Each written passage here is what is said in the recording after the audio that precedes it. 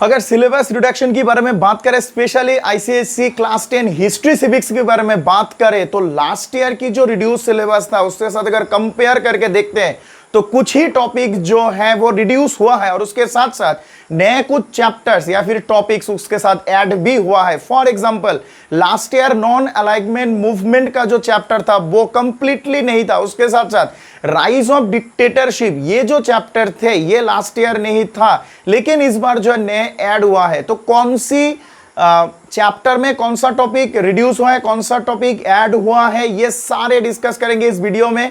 और इस वीडियो में चैप्टर वाइज हिस्ट्री सिविक्स क्या सिलेबस क्या है 2022 बोर्ड एग्जामिनेशन में, वही डिस्कस करेंगे डिटेल में। Hello and welcome everyone, myself Sukant and you are watching your YouTube channel history online. तो जैसे कि मैंने बोला, इस वीडियो में चैप्टर वाइज हिस्ट्री सिविक्स की जो सिलेबस है वही डिस्कस करते हैं। लैपटॉप की स्क्रीन में जाएंगे और चैप्टर वाइज चैप्टर 1 2 3 4 करके दिखाएंगे कौन सी चैप्टर से कौन सा टॉपिक स्टडी करना है, कौन सा टॉपिक नहीं स्टडी करना है। वैसे टेक्स्ट बुक में तो बहुत सारे टॉपिक्स लिखा होता है, लेकिन एग्जामिनेशन पॉइंट ऑफ व्यू से या फिर सिलेबस के अकॉर्डिंग अगर पढ़ाई कर रहे हो, स्टडी कर रहे हो, तो सारे जो टॉपिक्स है वो नहीं है। तो क्या है सिलेबस में, कौन सा टॉपिक स्टडी करना है, डिटेल में डिस्कस करेंगे। डिस्कशन के बाद अगर कोई कंफ्यूजन हो तो कमेंट बॉक्स में जाके जरूर लिखना। कोई भी कंफ्यूजन हो उसका आंसर हम देने की कोशिश करेंगे। और यह वीडियो पूरा देखने के बाद अगर लगे कि ठीक था तो लाइक कर देना, शेयर करना दोस्तों में। And if you are new to my channel please subscribe to history online. चलते हैं लैपटॉप के स्क्रीन पे जहां पे दिखाएंगे चैप्टर वाइज कौन सा टॉपिक स्टडी करना है। तो शुरू करते हैं सिविक्स पार्ट से। इसमें सिविक्स में अगर टोटली देखा जाए तो 5 चैप्टर से 1 बाय 1 चैप्टर्स कौन सी टॉपिक स्टडी करना है वो मेनली इसमें दिखाने की कोशिश करते हैं। फर्स्ट जो चैप्टर है वो है civics chapter 1 the union parliament. तो मेनली यहाँ पे जो है meaning of the federal setup India ये स्टडी करना है। उसके बाद लोकसभा है, लोकसभा के under term, composition, qualification for membership, parliamentary procedure के अंडर है session, quorum, question hour, adjournment motion, no confidence motion, ये जो सारे टॉपिक्स है ये स्टडी करना है मेनली। उसके बाद स्पीकर से मेनली इलेक्शन ही स्टडी करना है। उसके बाद जो फंक्शंस था वो पार्ट जो है वो रिड्यूस हो गया माय डियर स्टूडेंट, फंक्शन नहीं स्टडी करना है। अगर बात करें राज्यसभा के बारे में तो इसमें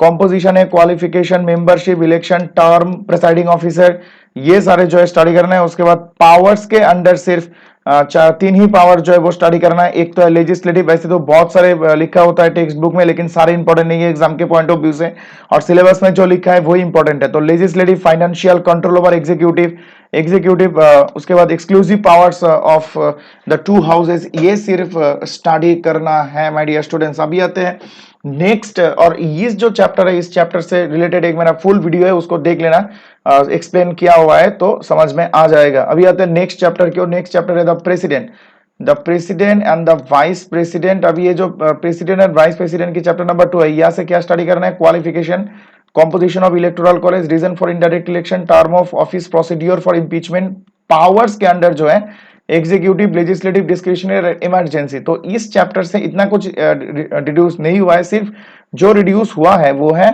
वाइस प्रेसिडेंट की जो पावर एंड फंक्शंस था वो अभी नहीं है। सिर्फ यहाँ से qualification for election and term of office यही सिर्फ स्टडी करना है चैप्टर नंबर 2 से। इसका भी डिटेल वीडियो मेरे चैनल में है, डिस्क्रिप्शन में लिंक मिल जाएगा, जाके देख सकते हो। अभी आते हैं चैप्टर नंबर 3 में।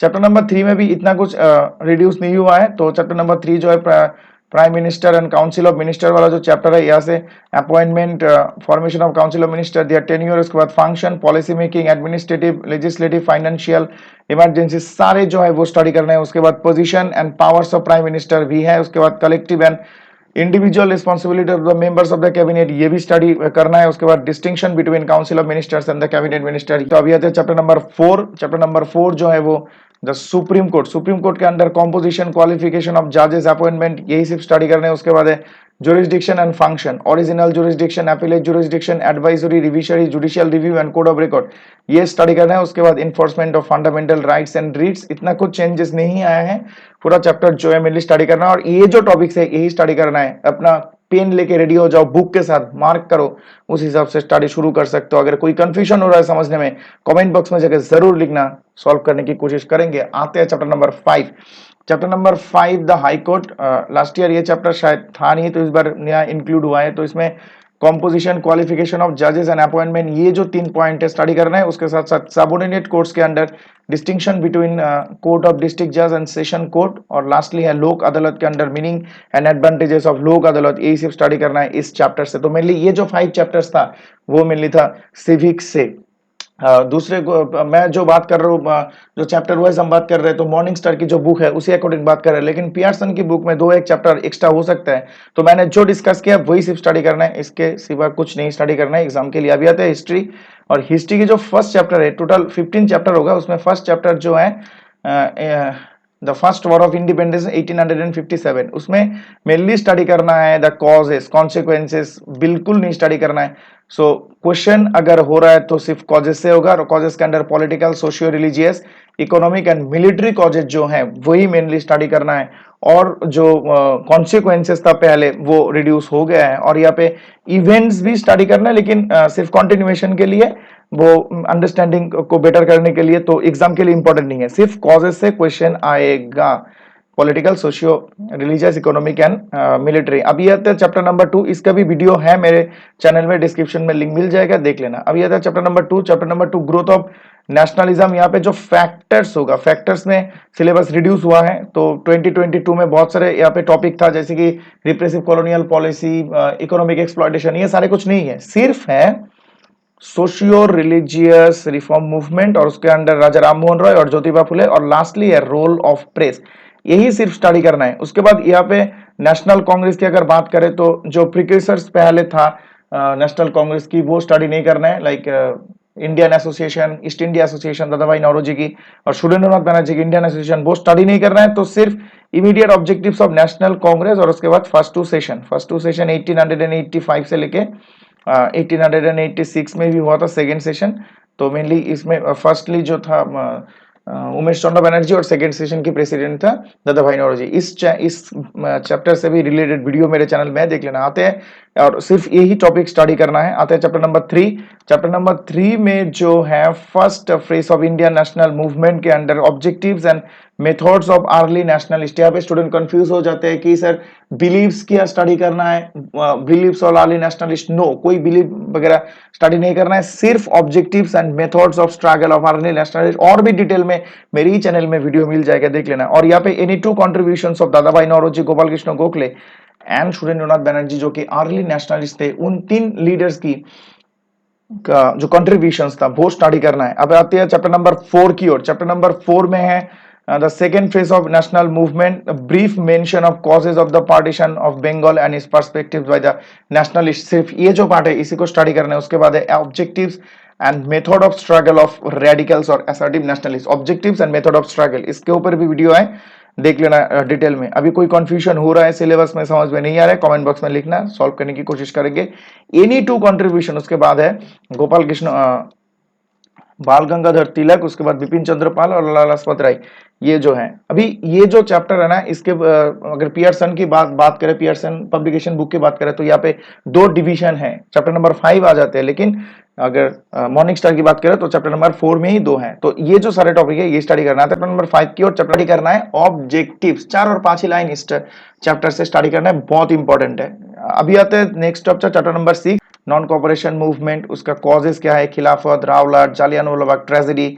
उसके बाद programmes and suspension under this Chauri Chaura we have to study, then impact of the movement, after that civil disobedience movement, you have the causes of the civil disobedience, declaration of Purna Swaraj, डांडी मार्च। इसका मतलब सारे जो topic है ये एक लार्ज चैप्टर है, largest chapter बोल सकते हैं हिस्ट्री के, तो ये स्टडी करना है। उसके बाद programmes and impact of the movement, Gandhi Irwin pact, second round table conference, ये सारे टॉपिक जो है चैप्टर नंबर 6 से स्टडी करना आता है। चैप्टर नंबर 7 की ओर। चैप्टर नंबर 7 जो है क्विट इंडिया मूवमेंट।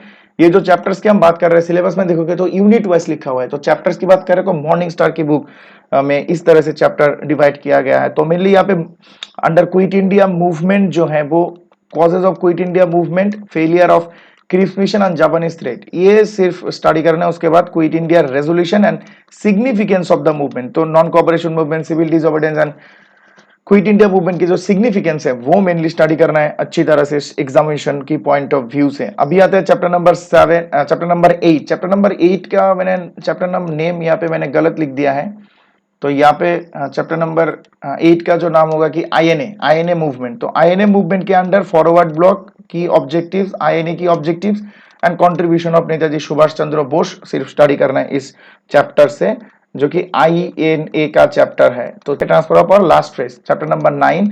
तो चैप्टर नंबर 9 जो है कैबिनेट मिशन प्लान पहले था, अभी नहीं है, ये रिड्यूस हो गया है। सिर्फ स्टडी करना है माउंटबेटन प्लान की क्लॉजेज और उसके साथ साथ एक्सेप्टेंसी स्टडी करना है। और अगर बात करें था इंडियन इंडिपेंडेंस एक्ट की, तो यहाँ पे 1947 की, तो सिर्फ क्लॉजेज ही स्टडी करना है। हो गया chapter number 9।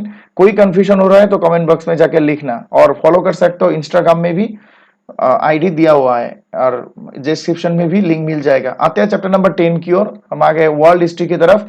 First world war. तो फर्स्ट वर्ल्ड वॉर पे एक चेंज आया है बहुत सारे, जैसे कि कॉजेस के अंडर जो है वो सेम ही है, nationalism, imperialism, armament race, division of Europe and Sarajevo crisis, ये तो स्टडी करना ही है। लेकिन जो रिजल्ट होगा ना, रिजल्ट में ये यहाँ पे territorial rearrangement and formation of league of nation पहले यहाँ पे था, लेकिन अभी नहीं है। ये जो दो टॉपिक है ये स्टडी नहीं करना है, तो सिर्फ ट्रीटी ऑफ वर्सल के बारे में स्टडी करना है इस चैप्टर से, और causes of the first world war. ये हो गया चैप्टर नंबर 10, इसका भी वीडियो है, डिस्क्रिप्शन में लिंक है, जाके देख लेना। आते हैं चैप्टर नंबर 12। चैप्टर नंबर 12 जो है राइज ऑफ डिक्टेटरशिप। ये जो है लास्ट ईयर रिड्यूस होने के बाद ये चैप्टर था ही नहीं, लेकिन इस बार इसको लिया गया है, और यहाँ पे एक ही टॉपिक जो है वो स्टडी करना है, comparative study of Mussolini's fascist and Hitler's Nazi ideology, similarities history study करना है। जो नेजिज्म और फैसिज्म की सिमिलरिटीज है वो स्टडी करना है, लास्ट ईयर नहीं था, इस बार ये न्यू ऐड हुआ है। आते हैं चैप्टर नंबर 12 की ओर। सेकेंड वर्ल्ड वॉर की सिर्फ कॉजेज ही स्टडी करना है, dissatisfaction of treaty of Versailles ये स्टडी करोगे, rise of fascism nazism, policy of appeasement, इसके बाद Japanese invasion of China, failure of league of nation and Hitler's invasion of Poland, ये जो सारे टॉपिक्स है ये स्टडी करना है। बाकी सारे जो है लाइक कॉन्सिक्वेंसेज, इसके बाद brief mention Pearl Harbor attack and all, Hiroshima Nagasaki, ये जो सारे हिरोशिमा नागासाकी में बम तो जरूर पड़ा था, लेकिन इस बार सिलेबस में है नहीं, तो इसको स्टडी नहीं करना है, सिर्फ कॉजेज ही स्टडी करोगे। आते हैं चैप्टर नंबर 13 की ओर। चैप्टर नंबर 13 जो है वो यूनाइटेड नेशन, बहुत ही छोटा सा एक चैप्टर है, तो यहाँ पे सिर्फ ऑब्जेक्टिव्स ऑफ यूनाइटेड नेशन ही स्टडी करना है, ऑब्जेक्टिव्स ऑफ यूनाइटेड नेशन। उसके बाद है composition and 4 functions of general assembly, security council and international court of justice, composition and functions of this 3 organs और main organs of united nations. वैसे तो there are 6 organs, लेकिन 3 organs syllabus में है, इसका कॉम्पोजिशन और फंक्शन स्टडी करना है। आते हैं नेक्स्ट चैप्टर की ओर। नेक्स्ट चैप्टर है major agencies of United Nation. यहाँ पे सिर्फ 3 ही है, यूनेस्को, यूनिसेफ और हु, इन 3 का जो 4 करके फंक्शंस है वो स्टडी करना है। आते हैं लास्ट चैप्टर में, और लास्ट जो चैप्टर है एनएएम और नॉन अलाइनमेंट मूवमेंट, इसमें से सिर्फ ब्रीफ मीनिंग इसका स्टडी करना है। उसके बाद ऑब्जेक्टिव्स है और उसके मेन आर्किटेक्ट्स ऑफ नैम है। यहाँ पे रोल ऑफ नेहरू जो पहले था वो इस बार नहीं है, तो brief meaning mention main architects of name और ऑब्जेक्टिव्स, तो मेनली यही था हिस्ट्री और सिविक्स के चैप्टर वाइज सिलेबस मैंने डिस्कस करने की कोशिश किया। कोई कन्फ्यूजन है तो कमेंट बॉक्स में जाके ज़रूर लिखना, और अगर ये वीडियो देखने के बाद थोड़ा सा भी अच्छा लगे तो लाइक कर देना, शेयर करना दोस्तों में, ताकि उनको भी पता चले कि reduce history civics syllabus chapter wise क्या है, और मेनली शेयर करना। और अगर नया हो चैनल में सब्सक्राइब कर देना history online for more videos like this. Chapter wise जो सारे वीडियो मैंने वीडियोस में इस वीडियो में बोला है वो भी अवेलेबल हो जाएगा। Thank you so much for watching this video. Thank you.